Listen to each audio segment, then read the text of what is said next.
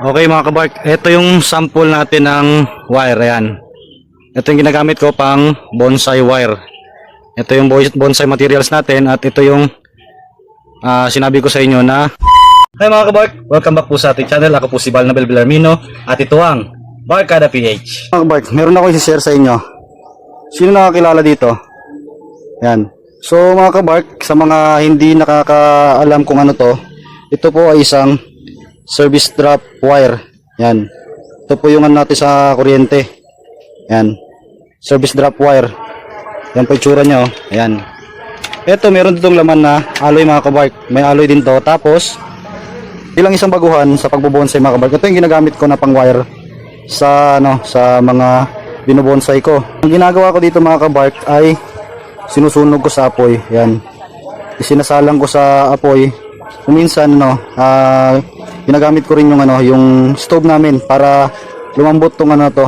Kasi hindi niyo to magamit ng maayos mga kabark pag hindi niyo pinainitan sa apoy. Hindi magiging maganda yung bend niya kasi pwede siyang mabali.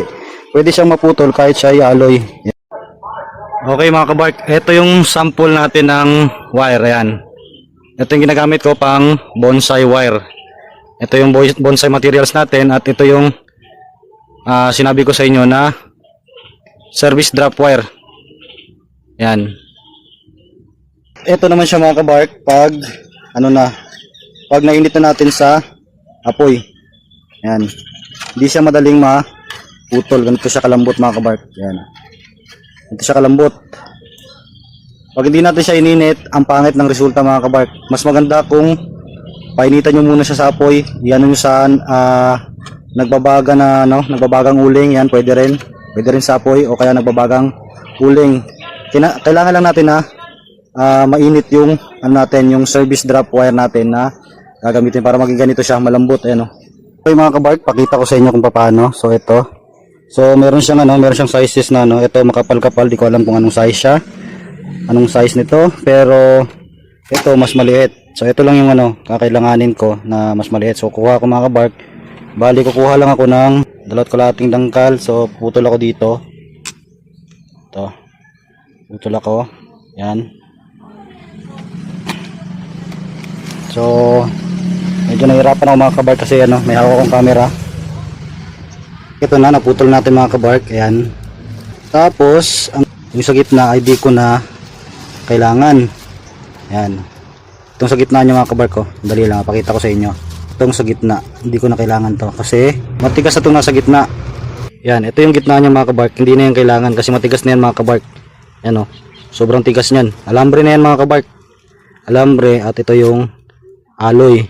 Sinasabi ko sa inyo na pag hindi nyo to ininit, madaling mabali. Tingnan nyo mga kabark ha. Subukan natin ha. Ayan Ayan. Ayan. So pag binayin nyo kasi siya, pwede siya maging ganito. Ayan napuputol. Ayan, napuputol siya. So ang pangit niya pag binayin niyo pag hindi niyo siya ininit, yan Yan. Yan. So ngayon, etong gitna mga kabark, tatanggalin ko yung gitna na yan. Ito. Okay, ito na mga kabark. Natanggal na natin yung yung alambre niya.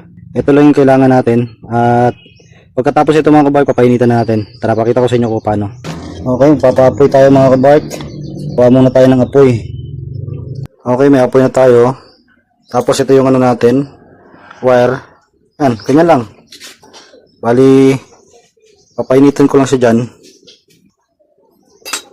Para mainitan siya lahat, dapat babalik na rin din natin, ganyan. Lahat yan mapainitan natin. Kung okay na, pwede na natin siyang tanggalin. Okay na to mga kabark. Kunin natin tapos lalagay natin dito sa tubig para mawala agad yung init. Yan. Lagyan natin tubig. Siyempre may mga uling-uling yan. Hugasan natin. Siyempre kailangan hugasan din natin ito mga kabark. So ito na siya mga kabark. Tapos na nating hugasan o linisan. Ayan, madali na siyang i-bend mga kabark. Ayan madali nang i-bend. So ito mga kabark, mas makakatipid tayo pag ganito yung ginamit natin sa pagbobonsai. Pero hindi natin maiiwasan na gumamit ng mas makakapal kasi lalo na kung mas matataba na yung yung branches ng kailangan nating i-wire. So yun lang mga kabark, sana nakatulong ang video na ito at huwag niyo pong kalimutan na mag-like and subscribe at i-hit nyo na rin po ang notification bell para lagi po kayo updated sa masusunod po natin mga video. Hanggang dito lang and peace out!